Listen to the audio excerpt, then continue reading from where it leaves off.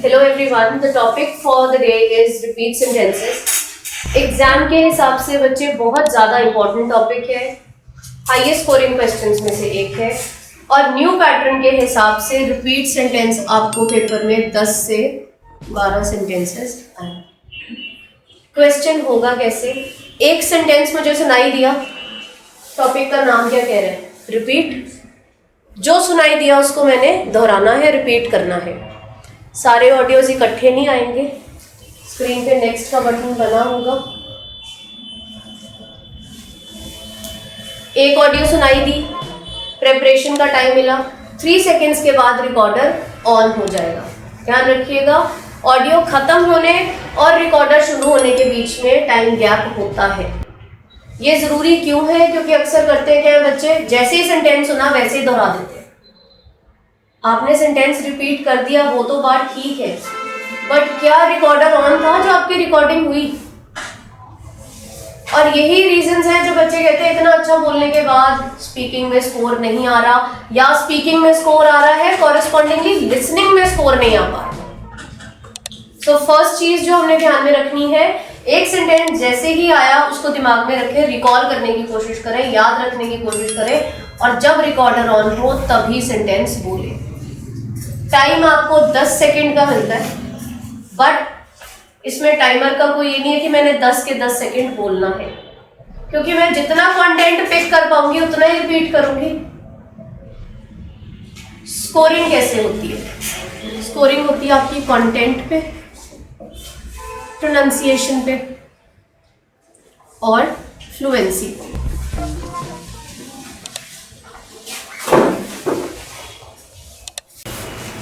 तो जब स्कोरिंग की बात हम कर रहे थे, कंटेंट, प्रोनाउंसिएशन और फ्लुएंसी तीनों पे एवरेज 5 पॉइंट्स की स्कोरिंग होती है। अब ध्यान देने वाली बात यह है, रिपीट सेंटेंस है, आंसर मैंने बोल के देना है। क्वेश्चन हमारा स्पीकिंग मॉड्यूल का है, लेकिन जब मैंने सुना है उस हिसाब से रिपीट करना है तो नंबर लिसनिंग मॉड्यूल को भी देगा। कंटेंट, प्रोनाउंसिएशन, फ्लुएंसी में से मेरे बोलने के तरीके के नंबर स्पीकिंग में जाएंगे और मैंने उस सेंटेंस में बोला क्या है वो मेरी लिसनिंग स्कोर को कंट्रीब्यूट करेगा। जितना ज्यादा कंटेंट पिक करोगे उतना लिसनिंग का स्कोर स्ट्रॉन्ग होता जाएगा। आई हैव सीन स्टूडेंट्स, बच्चे क्या करते हैं, अगर सुनाई थोड़ा बहुत भी दे दिया हो ना, वो छोड़ देंगे और अपने दिमाग से एक फिक्स्ड सेंटेंस याद रख के चले जाते हैं, वो सेंटेंस वहां बोलते रहे। आप बोल रहे हो ठीक है, मान लिया आपकी प्रोनाउंसिएशन, फ्लुएंसी आ रही है, आप एक नॉर्मल पेस पे बोल रहे हो, बट अगर आपने उसका बोला हुआ बिल्कुल भी नहीं दोहराया तो क्या आपने क्वेश्चन में रिपीट करा? रिपीट तो आपने करा ही कुछ नहीं, तो कंटेंट का स्कोर लिसनिंग में नहीं जाएगा। 100% याद रहे या ना रहे, एक से दोबारा ऑडियो तो नहीं सुनेगी, ऑडियो सिर्फ एक बार सुनाई देगी। जितना ज्यादा कंटेंट पिक हुआ उसको दिमाग में रखना है, उसको रिकॉल करना है, याद रखने की कोशिश करनी है। कुछ बच्चे कहते हैं मैम अगर मैं टाइमर ऑडियो शुरू होने की वेट करता हूँ, रिकॉर्डर शुरू होने की वेट करता हूँ, उतनी देर में मैं भूल जाता हूँ सेंटेंस क्या सुना। लिखने का इस क्वेश्चन में कोई फायदा नहीं है, क्योंकि अक्सर बच्चे सेंटेंस पूरा सुन के वो लिखते रह जाते हैं, वहां पे रिकॉर्डिंग शुरू हो जाती है। शुरू में 3 सेकेंड से ऊपर का अगर पॉज आ गया तो वैसे ही रिकॉर्डर ऑफ हो जाता है। यहाँ पे आपको मेमोराइज ही करना पड़ेगा, याद ही रखना पड़ेगा। उसके लिए हम ये जरूर कर सकते हैं, जैसे जैसे सुनाई दिया सेंटेंस मुंह में दोहराते गए। अगर कोई चीज आप धीमी आवाज में मुंह में रिपीट करते जा रहे हो तो चांसेस बिल्कुल भी नहीं होते कि आप भूल ही जाओ। जब आप बात को बोल रहे हो तो भूल कैसे जाओगे? या दिमाग में सोचते रहे, मुंह में दोहराते रहे। काफी स्टूडेंट्स को इजी लगता है कि वो आंखें बंद करके सेंटेंस सुनते हैं और उसको रिकॉल करने की कोशिश करते हैं, दिमाग में एक पिक्चर बना लेते हैं। आप में से जो भी बच्चे ये तरीका अपनाएंगे कि मैं आइज क्लोज करके कंसंट्रेट करने की कोशिश करता हूँ और रिकॉल करता हूँ, याद रखना टाइम पे आंखें खोलनी भी हैं। ये नहीं कि दिमाग में उसको रिकॉल ही करते रह गए और स्क्रीन पे रिकॉर्डिंग टाइम स्टार्ट हो गया। ऐसी रिकॉलिंग का कोई फायदा नहीं होगा अगर जवाब टाइम पे नहीं शुरू किया तो। So the best is sentence सुनो और उसको मुंह में रिपीट करते रहो, दोहराते रहो। जैसे ही रिकॉर्डर ऑन हुआ उस सेंटेंस की फॉर्मेशन जिस हिसाब से आपको याद है उस हिसाब से हमें रिपीट करते हैं। प्रॉब्लम क्या आती है, लेंथी सेंटेंसेस आ गए, शुरू का याद रह गया, लास्ट का याद रह गया, पूरा पूरा सेंटेंस याद नहीं रहा। अब बच्चे जब एक ही बारी ऑडियो चलेगी तो दोबारा तो मुझे कुछ सुनाई देने से ना, जो एक बार सुना है मुझे यूज तो उसी का करना पड़ेगा ना। तो मेरी कोशिश क्या रहे, I will use it to the best of my ability. Content उतना ही है, बोलने का तरीका डिफर करेगा कि टोटल स्कोर कितना आता है।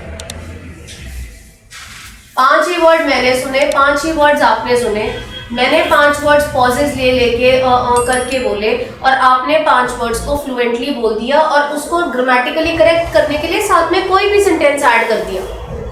जो भी उस टाइम दिमाग में क्लिक करा उस तरीके से सेंटेंस को सही कर दिया। फायदा क्या होगा, कंटेंट जितना था उतना ही मिलेगा, लिसनिंग में तो वही स्कोर जाएगा, लेकिन मेरी सेंटेंस की फ्लुएंसी अच्छी होने की वजह से प्रोनाउंसिएशन फ्लुएंसी पे भी स्कोर बन जाता है। Let's take up an example like कोई भी एक रैंडम सेंटेंस आप मुझे दीजिए, कोई बच्चा एक सेंटेंस बोलो, any sentence of your choice, चाहे कोई टेम्पलेट की लाइन हो, कुछ भी हो, बोलो बेटे। Library is situated on the first floor. Okay, library is located on the first floor। Short sentence है, चांसेस है मेरे को पूरा याद रह जाए। अगर आ गया library is located on the first floor, इतना तो बच्चे बोल जाते हैं। अब यही सेंटेंस अगर मैं इससे लेंथी कर दूं, मैं कहती हूँ इसमें और कंटेंट ऐड हो गया। Library is located on the first floor of the building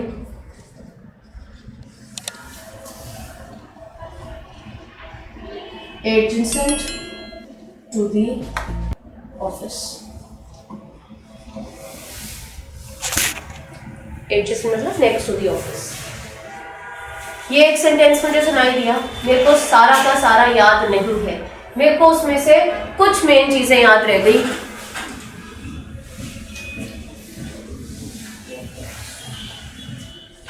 ये मेरे को याद रह गया, कुछ शुरू से याद रह गया, कुछ बीच में, जो मेन वर्ड्स थे वो दिमाग में रह गई।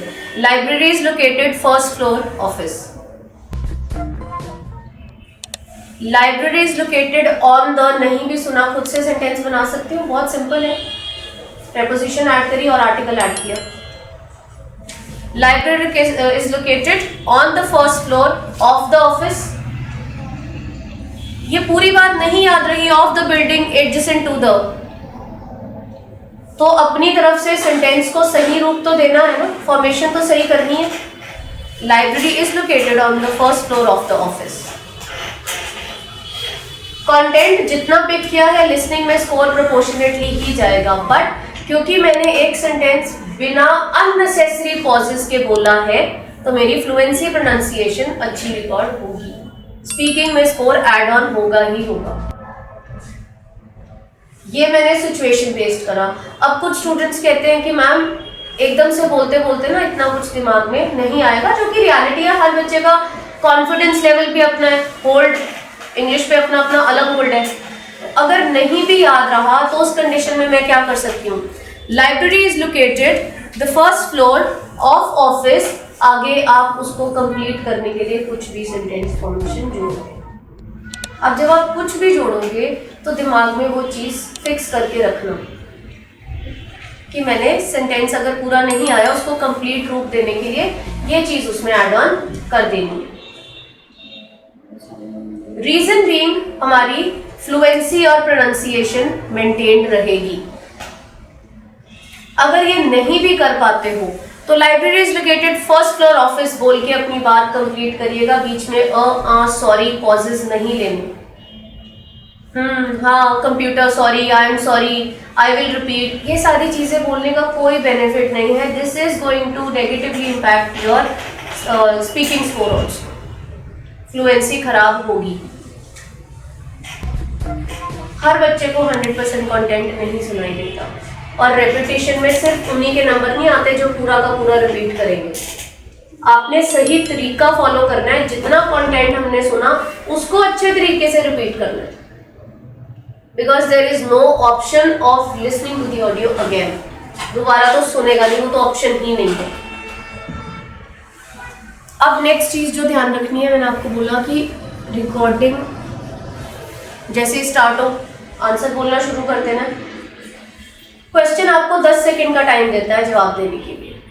अब मेरे पास इतने से ही कीवर्ड है, library is located first floor office, क्या मेरे को 10 सेकंड लगे बोलने में? बिल्कुल भी नहीं लगेंगे। I am not going to wait for the timer to get over. मैंने इंतजार नहीं करते रहना कि ये अपने आप खत्म होगा 10 सेकंड और अपने आप नेक्स्ट जाएगा। मैंने क्या करना है, जैसे ही मेरा आंसर बोलना बंद हुआ और मुझे पता है ना उसके आगे मैंने कुछ नहीं बोलना, बात खत्म हो गई है, तो जो यहाँ पे आपके स्क्रीन पे नेक्स्ट लिख के आता है, प्लीज उस नेक्स्ट को साथ की साथ प्रेस कर देंगे and we will move on to the next question. Next repeat sentence. 10 से 12 सेंटेंसेस आते हैं, किसी बच्चे को 10 आ सकते हैं, 8 आ सकते हैं, मैक्सिमम 12 तक जाते हैं। लेंथ कोई सर्टेन नहीं है कि 6 वर्ड का ही आना है, 8 वर्ड का ही आना है। इट मे वेरिएट फ्रॉम रफली अराउंड 7 वर्ड्स टू 13 और 14 वर्ड्स। प्रैक्टिस उस हिसाब से करेंगे कि अगर पूरा कंटेंट नहीं भी पिक हुआ है तो भी हमने अपनी तरफ से कुछ हेल्पिंग वर्ब सेंटेंसेस लगा के, प्रेपोजिशन आर्टिकल लगा के, जैसे मैंने यहाँ ऑफ द खुद लगा दिया, ऑन द खुद लगा दिया, सेंटेंस को सिर्फ एक प्रेजेंटेशन उसकी अच्छे से हो जाएगी। वर्ड्स इधर उधर के ही है, कंटेंट 100% नहीं है, but at least I will make sure कि मेरी फ्लुएंसी प्रोनाउंसिएशन पे नंबर अच्छे आए, तो मैं सेंटेंस को एक कंप्लीशन दे दूँ। That is all I have to do. अब वो कंप्लीशन देने का तरीका, जैसे हमने अभी पहले बात की, हो सकता है मैं साथ साथ ऐड कर पाऊँ।